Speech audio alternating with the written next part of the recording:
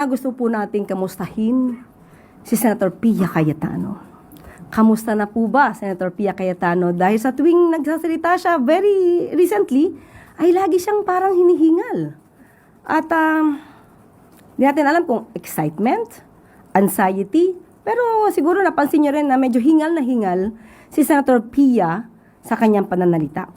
Well, anyway, kung yun ang kanyang suggestion, siguro hindi niya na kailangan mag-utos sa iba. Maaari naman niya siguro itong gawin.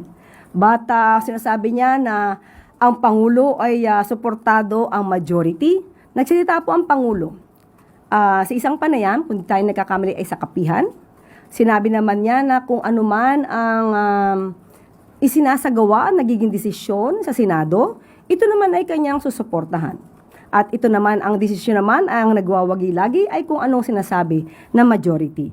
So, susuportahan po ng Pangulo, unang-una po because of the separation of powers, but susuportahan po ang ginagawa ng Senado as long as those activities are within the bounds of law.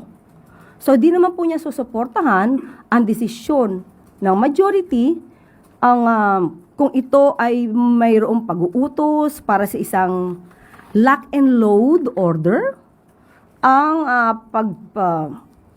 pag-ayon sa pagpapaputok ng isang General Aplaska at hindi rin naman po siya sasang-ayon sa isang pagpapatakas sa katulad po ni Senator Bato.